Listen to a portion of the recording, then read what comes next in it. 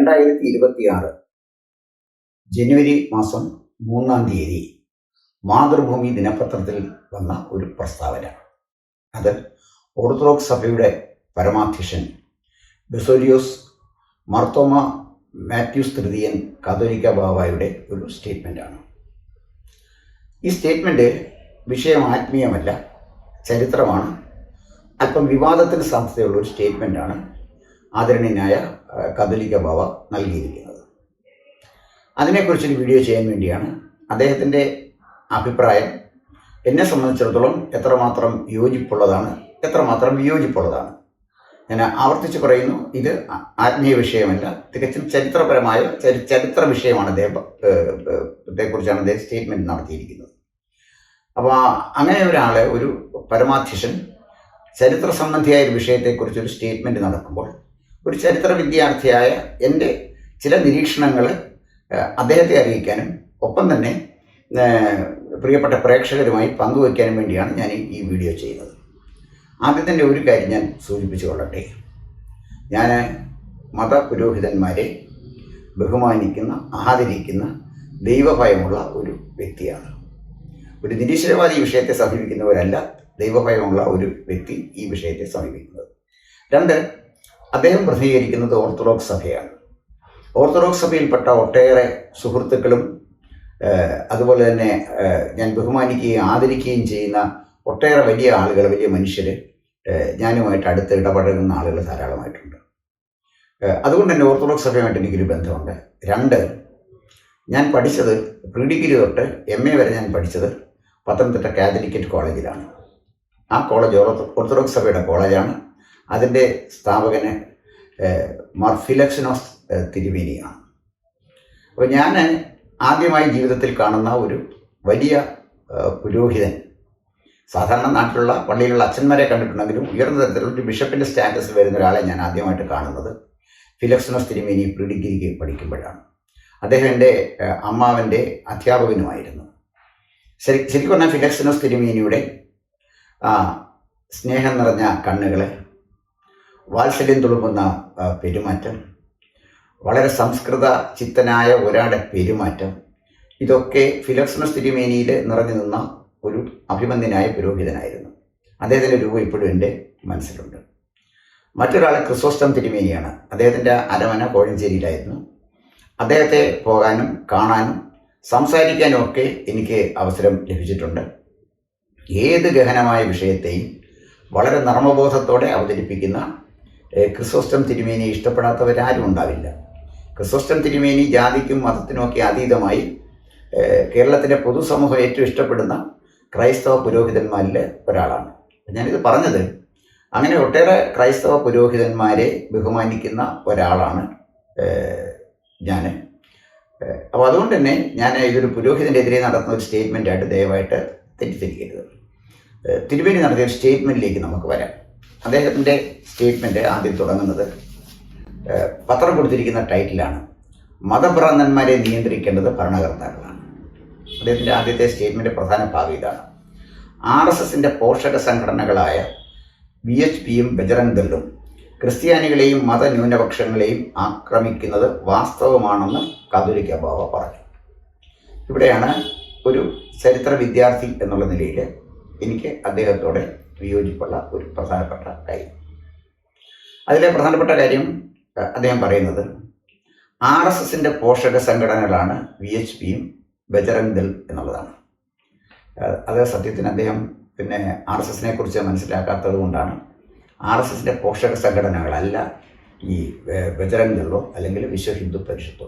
അതൊക്കെ സ്വന്തം ഐഡൻറ്റിറ്റി ഉള്ള വ്യത്യസ്തമായ പ്രസ്ഥാനങ്ങളാണ്.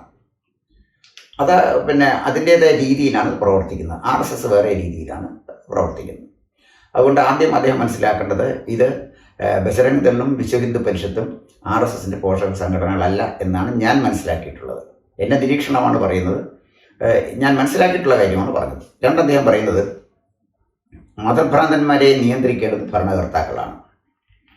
എന്നാൽ ഭരണകർത്താക്കൾ ശബ്ദമുയർത്താതെ അപലപിക്കാതെ ഇരിക്കുന്നത് കാണുമ്പോൾ ഇത് അവരുടെ പദ്ധതിയുടെ ഭാഗമാണെന്ന് ക്രിസ്ത്യാനികൾക്ക് മനസ്സിലാക്കാൻ സാധിക്കും. ഇത് എന്ന് പറയുമ്പോൾ ഈ ക്രിസ്ത്യാനികൾക്ക് നേരെ വടക്കേ ഇന്ത്യയിൽ വന്ന ചില ഒറ്റപ്പെട്ട അക്രമങ്ങളുടെ പേരിലാണ് അദ്ദേഹം അത് പറയുന്നത്.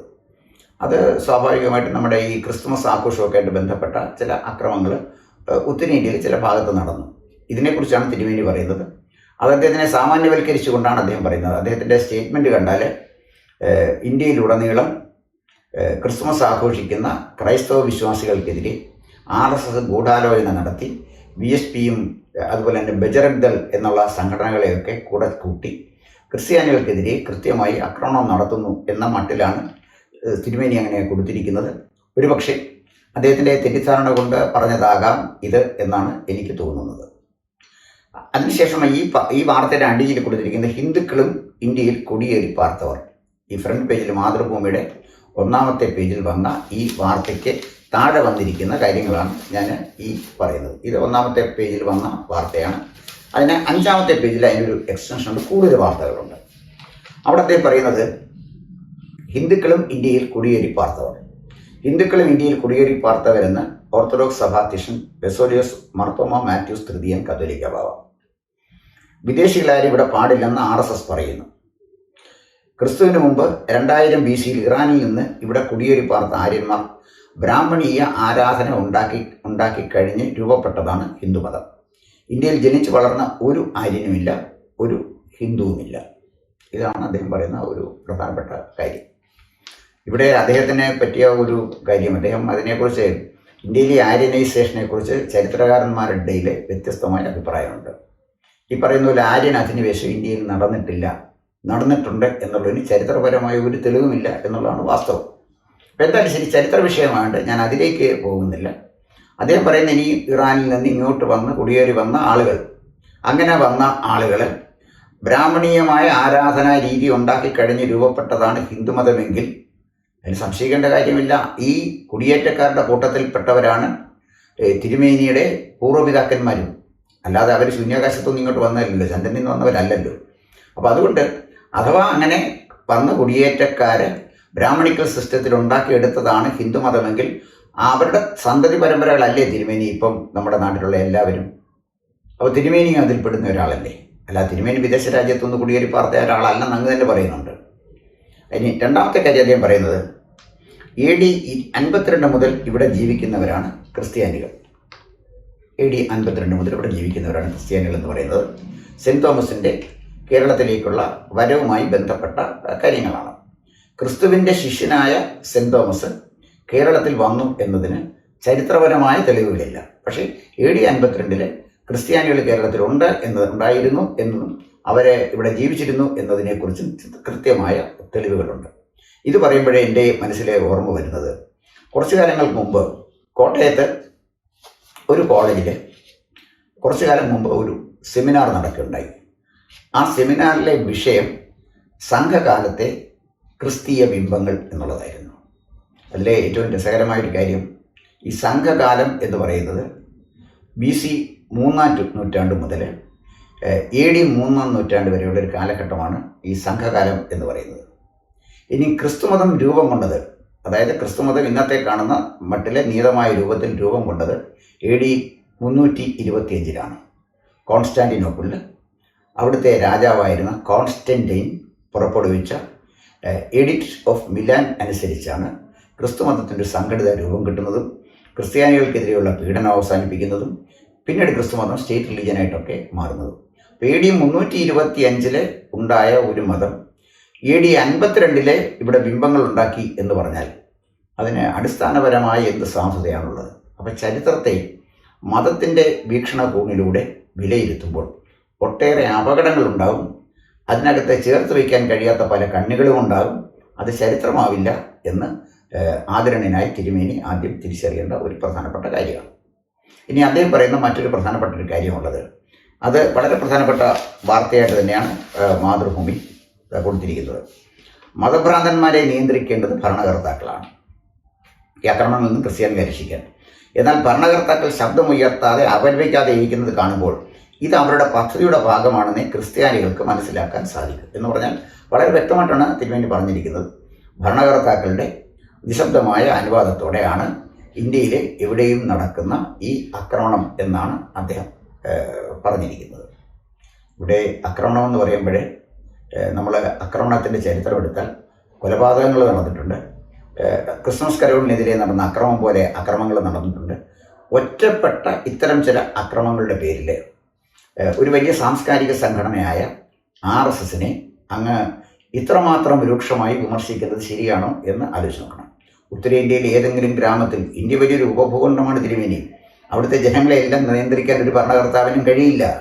അപ്പോൾ അവിടെ എവിടെയെങ്കിലും ഒറ്റപ്പെട്ട ആക്രമണം ഉണ്ടായിട്ടുണ്ടെങ്കിൽ അതിൻ്റെ പേരിൽ ഒരു സംഘടനയെ അങ്ങ് ഇത്രമാത്രം നിശിതമായി ക്രൂരമായി വിമർശിക്കുന്നത് ശരിയാണോ എന്ന് ആലോചിച്ച് നോക്കണം. ഇത് ഈ ആക്രമണം മാത്രമല്ലല്ലോ, കൊലപാതകങ്ങൾ ഉണ്ടായിട്ടില്ലേ? 3 കൊലപാതകങ്ങളുടെ കാര്യം ഞാൻ തിരുമേനിയെ ഓർമ്മിപ്പിക്കാം. പണ്ട് മാടത്തരുവി ഒരു കൊലപാതകം നടന്നു, മറിയക്കുട്ടി കൊലക്കേസ് എന്ന പേരിൽ. അന്ന് ആ മറിയക്കുട്ടി എന്ന് പറയുന്ന സ്ത്രീയെ കൊന്നത് ഫാദർ ബെനഡിക്റ്റ് എന്ന പുരോഹിതനായിരുന്നു. പിന്നീട് കുറിച്ചിയിൽ ഒരു പെൺകുട്ടിയെ കൊല്ലുകയുണ്ടായി. എനിക്ക് എൻ്റെ ഓർമ്മ, കുട്ടിയുടെ പേര് ജോളി എന്നാണ് പേര്, എൻ്റെ ഓർമ്മ. കുറിച്ചിയിലെ ഈ പെൺകുട്ടിയെ കൊന്നതിന് അറസ്റ്റ് ചെയ്യപ്പെട്ടത് രവിയച്ചൻ എന്ന ഒരു ഓർത്തഡോക്സ് പുരോഹിതനെയാണ്. കുണ്ടറയിലെ ഒരു മേരിക്കുട്ടി വധക്കേസ് നടന്നു. അതിൽ അറസ്റ്റ് ചെയ്യപ്പെട്ടത് ഫാദർ ലാസർ ആൻ്റണി ആണ്. പിന്നെ അടുത്ത കാലത്ത്, കുറച്ച് കാലങ്ങൾക്ക് മുമ്പ്, ഒരു കുമ്പസാര രഹസ്യം പുറത്തു വിടുമെന്ന് ഭീഷണിപ്പെടുത്തി 3 പുരോഹിതന്മാർ ഒരു സ്ത്രീയെ പീഡിപ്പിച്ചതായിട്ട് വാർത്തകൾ വന്നിട്ടുണ്ട്.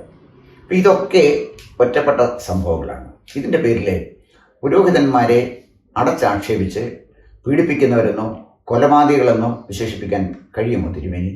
2-3 കൊലപാതകങ്ങൾ, ഒറ്റപ്പെട്ട കൊലപാതകം നടന്നിട്ടുണ്ട്. അതിൽ അറസ്റ്റ് ചെയ്യപ്പെട്ട ചില പുരോഹിതന്മാർ ശിക്ഷിക്കപ്പെടുകയും ചെയ്തിട്ടുണ്ട്. അതിൻ്റെ പേരിൽ പുരോഹിതന്മാരെ മുഴുവൻ മോശമാണ് എന്ന് പറയാൻ കഴിയുമോ എന്ന് നമ്മൾ ആലോചിക്കേണ്ട ഒരു കാര്യമാണ്.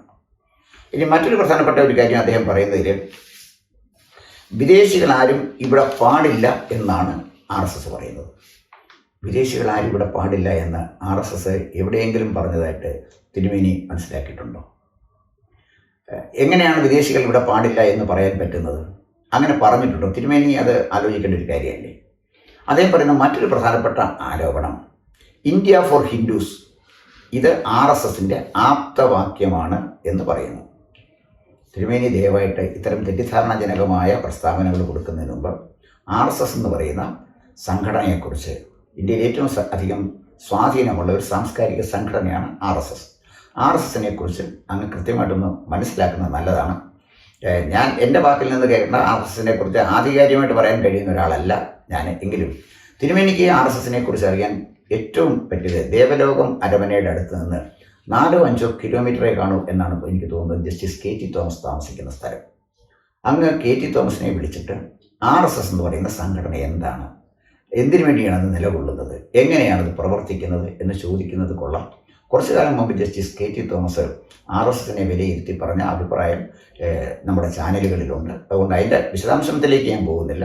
ദയവായിട്ട് തിരുമേനി ജസ്റ്റിസ് KT തോമസിനെ ഞാൻ സജസ്റ്റ് ചെയ്ത്, അദ്ദേഹം കേരളം കണ്ട ഏറ്റവും നീതിമാനായ ന്യായാധിപന്മാരിൽ ഒരാളായിരുന്നു. അദ്ദേഹത്തെ കണ്ടൊന്ന് ചോദിക്കുന്നത് നല്ലതാണ്. ഇത്ര ഒരു സ്റ്റേറ്റ്മെൻറ്റ് കൊടുക്കുന്നതിന് മുമ്പ് അങ്ങ് അദ്ദേഹത്തെ കണ്ടൊന്ന് ചോദിക്കേണ്ടതായിരുന്നു. ഇനിയും അതുമല്ലെങ്കിൽ RSSൻ്റെ സ്വാധീനത്തിൽ വന്ന അല്ലെങ്കിൽ പ്രവർത്തിക്കുന്ന അല്ലെങ്കിൽ അതിലേക്ക് ചേർന്ന ഒരാളുണ്ട്, ജേക്കബ് തോമസ് IPS. അദ്ദേഹം RSSൻ്റെ പരിപാടികളിൽ പങ്കെടുക്കുന്ന ചിത്രങ്ങൾ നമ്മൾ കണ്ടു. RSSനെ കുറിച്ചുള്ള അദ്ദേഹത്തിൻ്റെ അഭിപ്രായ പ്രകടനം നമ്മൾ കേട്ടു. മറ്റൊന്ന് അൽഫോൺസ് കണ്ണന്താനം IAS. അദ്ദേഹം പ്രഗത്ഭനായ കളക്ടറായിരുന്നു. BJP നമ്മുടെ നരേന്ദ്രമോദി മന്ത്രിസഭയിലെ അംഗവുമായിരുന്നു അൽഫോൺസ് കണ്ണന്താനം. ഇനി മൂന്നാമതൊരാൾ തിരുമേനിക്ക് വളരെ അടുത്ത് പരിചയമുള്ള ആളാണ് ശ്രീ ജോർജ് കുര്യൻ. അദ്ദേഹം ഇപ്പോഴും കേന്ദ്രമന്ത്രിയാണ്. ഇവരോടൊക്കെ ചോദിച്ചാൽ ഈ RSSൻ്റെ പരിപാടി ഇന്ത്യ ഫോർ ഹിന്ദുസ് എന്നാണെന്നും അത് നടപ്പിലാക്കാൻ വേണ്ടി കൃത്യമായി ആസൂത്രണം ചെയ്ത പദ്ധതികളിലൂടെ നമ്മുടെ ക്രിസ്മസ് ആഘോഷിക്കുന്ന ക്രിസ്ത്യാനികളെ ആക്രമിക്കുകയും ചെയ്യുകയാണോ എന്നൊന്ന് ചോദിച്ച് മനസ്സിലാക്കുന്നത് നല്ലതാണ്. അദ്ദേഹത്തിൻ്റെ സ്റ്റേറ്റ്മെൻറ്റിൻ്റെ അവസാനത്തെ ഭാഗം ഇങ്ങനെയാണ്: ഇന്ത്യ ഫോർ ഹിന്ദുസ് എന്ന RSSൻ്റെ ആപ്തവാക്യമുണ്ടെങ്കിൽ അത് ഇന്ത്യയിൽ ചിലവാകാൻ പോകുന്നില്ല. ക്രിസ്ത്യാനികൾക്ക് അതിനുവേണ്ടി രക്തസാക്ഷികളാകുന്നതിന് ഒരു മടിയുമില്ല എന്നാണ് അദ്ദേഹം പറഞ്ഞത്. അപ്പോൾ ക്രിസ്ത്യാനികൾക്ക് രക്തസാക്ഷിയാകാൻ മടിയില്ല എന്ന് അദ്ദേഹം പറയുമ്പോൾ, ഇന്ത്യയിലെ രക്തസാക്ഷികളെ സൃഷ്ടിച്ചിട്ടുള്ള ഏറ്റവും വലിയ ബഹുജന പ്രസ്ഥാനം നടന്നത് നമ്മുടെ സ്വാതന്ത്ര്യ സമരമാണ്. ആ സ്വാതന്ത്ര്യ സമരകാലത്ത് മഹാത്മാഗാന്ധിയെ അന്തിക്രിസ്തു എന്ന് വിളിച്ചത് ആരാണ് എന്ന് തിരുമേനി ഒന്ന് അന്വേഷിക്കണം. എല്ലാവരും മഹാത്മാഗാന്ധിയെ മഹാത്മാഗാന്ധി എന്ന് വിശേഷിപ്പിച്ചപ്പോൾ മിസ്റ്റർ ഗാന്ധി എന്ന് മഹാത്മാഗാന്ധിയെ വിശേഷിപ്പിച്ച ഒരു പത്രമുണ്ട്. അതേതാണ് എന്ന് തിരുമേനി സാവധാനം ഒന്ന് അന്വേഷിക്കണം. സ്വാതന്ത്ര്യ സമരത്തിന് ബലിദാനികളായ ആയിരക്കണക്കിന് ആളുകൾ ഇവിടെ ഉണ്ടായിരുന്നു. അതേസമയം ബ്രിട്ടീഷുകാരെ ഇന്ത്യ വിട്ടു പോകാൻ പാടില്ല എന്ന് വിചാരിച്ച് ബ്രിട്ടീഷുകാരെ പിന്താങ്ങിയ ശക്തികളും ഇന്ത്യയിലുണ്ടായിരുന്നു. ഇതിനെ കൂടെ കുറിച്ച് ഈ ആര്യൻ അധിനിവേശത്തിൻ്റെ ഒരു ഒരു ഒരു ഒരു ഘട്ടത്തിൽ അങ്ങൊന്ന് ചിന്തിക്കുന്നതും ഒന്ന് മനസ്സിലാക്കുന്നതും നല്ലതാണ്. ഇനി ആര്യൻ അധിനിവേശം ആര്യന്മാർ ഇങ്ങോട്ട് വന്നപ്പോൾ ഉണ്ടായ പ്രശ്നമാണ് അല്ലെങ്കിൽ ഉണ്ടായതാണ് ഹിന്ദുക്കൾ എന്ന് അങ്ങ് പറയുമ്പോൾ ആര്യന്മാർ ഇങ്ങോട്ട് വന്നത് അവിടെ നിൽക്കട്ടെ. മറ്റൊരു വാർത്ത തിരുമേനിയുടെ ശ്രദ്ധപ്പെടുത്താൻ ഞാൻ ആഗ്രഹിക്കുകയാണ്. ഗബ്രിയേൽ മാർ ഗ്രിഗോറിയോസ് മെത്രോപൊലിത്ത സ്ഥാനത്യാഗം ചെയ്തു. അടുത്ത സമയത്തെ വാർത്തയാണ്, തിരുവനന്തപുരത്ത് നിന്ന് വാർത്തയാണ്. ഓർത്തഡോക്സ് സഭ തിരുവനന്തപുരം ഭദ്രാസന മെത്രോപൊലിത്ത ഗബ്രിയേൽ മാർ ഗ്രിഗോറിയോസ് സ്ഥാനത്യാഗം ചെയ്തു. സഭാ നേതൃത്വവുമായിട്ട് അഭിപ്രായ വ്യത്യാസത്തെ തുടർന്ന് പെട്ടെന്ന് ചുമതലയിൽ നിന്നൊഴിഞ്ഞതെന്നാണ് സൂചന. 73 വയസ്സാണ് ഗബ്രിയേൽ മാർ ഗ്രിഗോറിയോസ് മെത്രോപൊലിത്ത തിരുമേനിക്കുള്ളത്. അപ്പം ആര്യന്മാർ വന്നത് പണ്ടല്ലേ തിരുമേനി? അതൊക്കെ BC-യിലൊക്കെ നടക്കുന്ന കാര്യമല്ലേ. ആര്യന്മാർ വന്നതിനെക്കുറിച്ച് ആലോചിക്കുന്നതിന് മുമ്പ് തിരുമേനി ഒന്ന് അന്വേഷിക്കേണ്ടത് ഈ ഗബ്രിയേൽ മാർ ഗ്രിഗോറിയോസ് മെത്രോപൊലിത്ത പോയതെന്താണെന്നാണ്. അത് തിരുമേനി ഒന്ന് ആലോചിക്കണം. ആര്യന്മാർ വന്നത് അവിടെ നിൽക്കട്ടെ, അത് ചരിത്രകാരന്മാർക്ക് വിടുക. തിരുമേനിക്ക് കൈകാര്യം ചെയ്യാൻ പറ്റുന്നൊരു ചരിത്ര വിഷയമാണ് ഈ സ്ഥാനത്യാഗം ചെയ്ത മെത്രോപൊലിത്തയുടെ കാര്യം. അദ്ദേഹത്തിന് അഭിപ്രായ വ്യത്യാസത്തെ തുടർന്നാണ് സ്ഥാനത്യാഗം ചെയ്തെങ്കിൽ തിരുമേനി എന്ത് അഭിപ്രായ വ്യത്യാസമാണ് അദ്ദേഹത്തിനുള്ളത് എന്നും അതിൻ്റെ ചരിത്രപരമായ പശ്ചാത്തലം എന്താണ് എന്നും തിരുമേനി ഒന്ന് ആലോചിക്കുന്നത് നല്ലതല്ലേ എന്നാണ് എനിക്ക് തോന്നുന്നത്. ഇനി മറ്റൊരു കാര്യം തിരുമേനി പറയുന്നു, ക്രിസ്ത്യാനികൾ രക്തസാക്ഷികളാകാൻ മടിയില്ല. വളരെ സന്തോഷം, നല്ല സ്റ്റേറ്റ്മെൻ്റാണത്. പക്ഷെ തിരുമേനി ഒരു കാര്യം ഒന്ന് ആലോചിക്കണം. TJ ജോസഫ് എന്ന് പറഞ്ഞ ഒരു പ്രൊഫസറുടെ, അദ്ദേഹം നല്ല ക്രിസ്ത്യാനിയാണ്, സഭ വേറെയാണെങ്കിലും ക്രിസ്ത്യാനിയാണല്ലോ. അദ്ദേഹത്തിൻ്റെ കൈവെട്ടിയപ്പോൾ അദ്ദേഹത്തിനോടൊരു അനുകമ്പയെങ്കിലും കാണിക്കാൻ തിരുമേനി തയ്യാറായ. രക്തസാക്ഷിയെ പിന്നെ നമുക്ക് സൃഷ്ടിക്കാം. 2 അരിയും മലരും കരുതിക്കൂ എന്ന് പറഞ്ഞാൽ അത് ഹിന്ദുക്കൾ കരുതിയാൽ മതി. കുന്തിരിക്കാൻ കരുതിക്കൂ എന്ന് പറഞ്ഞാൽ തിരുമേനി അടക്കമുള്ള ക്രിസ്ത്യാനികളുടെ കാര്യത്തിലാണ് കുന്തിരിക്കാൻ കരുതിക്കോളാൻ പറഞ്ഞത്. അത് പോപ്പുലർ ഫ്രണ്ട് ഓഫ് ഇന്ത്യ പരസ്യമായിട്ട് വിളിച്ച മുദ്രാവാക്യമാണ്. തിരുമേനി മനഃപൂർവ്വം മൗനം ദീക്ഷിച്ചില്ല. ഇത് ശരിയല്ല എന്ന് പറയാൻ തിരുമേനിക്ക് കഴിഞ്ഞു. തിരുമേനി ഭയന്നില്ലേ? ഇനിയും രക്തസാക്ഷികളെ സൃഷ്ടിക്കും എന്ന് തിരുമേനി ആഹ്വാനം ചെയ്യുമ്പോൾ ആലോചിച്ച് നോക്കണം. പാലാ ബിഷപ്പിന് അദ്ദേഹത്തിൻ്റെ അരമനയിലേക്ക് കയറാൻ പറ്റാതെ പോയൊരു കാലഘട്ടം ഉണ്ടായിരുന്നു. ഡ്രഗ് ജിഹാദിനെ കുറിച്ച് അദ്ദേഹം നടത്തിയ സ്റ്റേറ്റ്മെൻറ്റിൻ്റെ പേരിൽ അദ്ദേഹത്തിന് പാലായിൽ പട്ടണത്തിലുള്ള അദ്ദേഹത്തിൻ്റെ അരമനയിലേക്ക് കയറാൻ പറ്റത്തില്ലായിരുന്നു. അദ്ദേഹത്തിന് അരമനയിൽ എങ്ങനെയാണ് കയറാൻ പറ്റിയത് എന്നുകൂടി തിരുമേനി ഒരു ഗവേഷണം നടത്തുന്നത് നന്നായിരിക്കും. അതിനുശേഷം വരില്ലോ പാലാ ബിഷപ്പിനെ അരമനയിൽ കയറ്റാൻ ധൈര്യമില്ലാതിരുന്നവർക്ക്, ഒരു മുദ്രാവാക്യം വിളിക്കെതിരെ പ്രതികരിക്കാൻ ധൈര്യമില്ലാതിരുന്നവർക്ക് എങ്ങനെയാണ് തിരുമേനി രക്തസാക്ഷിയെ സൃഷ്ടിക്കാൻ കഴിയുന്നത്? തിരുമേനി ഒരു കാര്യം മനസ്സിലാക്കണം, രക്തസാക്ഷികളെ സൃഷ്ടിക്കാൻ ധീരന്മാർക്കേ കഴിയുള്ളൂ. പ്രസ്താവനയിലൂടെ രക്തസാക്ഷിയെ സൃഷ്ടിക്കാൻ കഴിയില്ല. ധീരന്മാരുടെ സാഹസികമായ പ്രവർത്തനങ്ങളിലൂടെ രക്തസാക്ഷികളെ സൃഷ്ടിക്കാൻ കഴിയുള്ളൂ. ഞാൻ കൂടുതൽ മറ്റൊന്നും തിരുമേനിയോട് പറയുന്നില്ല.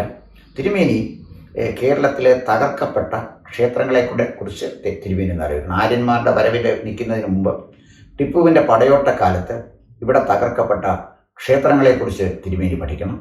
ടിപ്പുവിൻ്റെ പടയോട്ടക്കാലത്ത് നിർബന്ധിത മതപരിവർത്തനം നടത്തിയതിനെക്കുറിച്ച് ആലോചിക്കണം. മതപരിവർത്തനം നടത്താൻ തയ്യാറാകാതിരുന്ന ആയിരക്കണക്കിന് ലക്ഷക്കണക്കിന് ആളുകളെ കൊന്നൊടുക്കിയതിനെക്കുറിച്ച് തിരുമേനി പഠിക്കണം. 1921 അത്ര പഴക്കമുള്ള കാലമല്ലല്ലോ. അന്ന് മലബാറിൽ നടന്ന മാപ്പിള ലഹളയെക്കുറിച്ച് അങ്ങ് ആലോചിക്കണം. അവിടെ തുവിയൂർ കിണറ്റിലെ കൊന്നുതള്ളിയ പാവപ്പെട്ട ഹിന്ദുക്കളുടെ ദയനീയമായ അവസ്ഥയെക്കുറിച്ച് അങ്ങ് ഗവേഷണം നടത്തണം, പഠിക്കണം. ആര്യന്മാരുടെ അധിനിവേശം പഠിക്കുന്ന തിരുമേനിക്ക് ഇതിനൊക്കെ സമയം ഇല്ലാതെ വരില്ല എന്നാണ് എനിക്ക് തോന്നുന്നത്. പിന്നീട് തിരുമേനിയോട് എനിക്ക് പറയാനുള്ള വളരെ പ്രധാനപ്പെട്ട ഒരു കാര്യം, ടിപ്പുവിൻ്റെ പടയോട്ടക്കാലത്തിനും ബാബറി മസ്ജിദിൻ്റെ തകർച്ചയ്ക്കും ഇടയ്ക്ക് വളരെ വലിയൊരു സംഭവം കേരളത്തിൽ നടന്നിട്ടുണ്ട്. അതിനെക്കൂടെ കുറിച്ച് തിരുമേനി ഒരു പഠനം നടത്തുന്നത് നല്ലതാണ്. 1950 ശബരിമല ക്ഷേത്രം തകർത്തു. ദക്ഷിണേന്ത്യയിലെ ഏറ്റവും വലിയ തീർത്ഥാടന കേന്ദ്രമായ ശബരിമല ക്ഷേത്രം 1950 തകർക്കുകയുണ്ടായി. അതിനെക്കുറിച്ച് കൃത്യമായ റിപ്പോർട്ട് ഗവൺമെൻറ്റിലുണ്ട്. ആരാണ് ഈ ക്ഷേത്രം തീവച്ച് നശിപ്പിച്ചതെന്നും ലക്ഷങ്ങൾ ആരാധിക്കുന്ന അയ്യപ്പസ്വാമിയുടെ വിഗ്രഹം തകർത്ത് കളഞ്ഞതും അതിൻ്റെ കൈയും കാലും ഒക്കെ തല്ലിയൊടിച്ചതും ആരാണ് എന്ന് തിരുമേനി വന്ന് അന്വേഷിക്കുന്നത് നന്നായിരിക്കും. ഇവിടെ വല്ല മതപരമായ കലാപവും നടന്ന തിരുമേനി? ആരെങ്കിലും യുദ്ധത്തിന് ആഹ്വാനം ചെയ്തോ തിരുമേനി? 1980-കളിൽ നിലയ്ക്കൽ സമരം എന്ന് പറഞ്ഞ വലിയൊരു വിവാദത്തിലേക്ക് നിലയ്ക്കൽ പള്ളി സ്ഥാപിക്കാൻ പോയത് ആരാണെന്നും അവരുടെ പിന്നിലെ ചേതോവികാരം എന്തായിരുന്നു എന്ന് തിരുമേനി അന്വേഷിക്കണം. അങ്ങനെ പള്ളി സ്ഥാപിക്കാൻ പോയവർക്ക് രായ്ക്ക് രാമായണം രക്തസാക്ഷിയാകാൻ കഴിഞ്ഞില്ല, പള്ളി കുരിശിനെടുത്തുകൊണ്ട് അവിടെ നിന്ന് പോകേണ്ടി വന്നില്ലേ തിരുമേനി? ഇതൊക്കെ തിരുമേനി വളരെ സാവധാനം ആലോചിക്കേണ്ട കാര്യമാണ്. എന്തായാലും ശരി, ഞാൻ കൂടുതലായിട്ട് ഇതിനെക്കുറിച്ച് ദീർഘിപ്പിക്കുന്നില്ല. കൂടുതൽ വാർത്തകളും വിശേഷങ്ങളും നേരിട്ട് ലഭിക്കാൻ ജനങ്ങളിൽ നിന്ന് ജനങ്ങളിലേക്ക് ജനഭൂമി ന്യൂസ് സബ്സ്ക്രൈബ് ചെയ്യൂ. ബെൽ ബട്ടൺ അമർത്താനും മറക്കരുത്.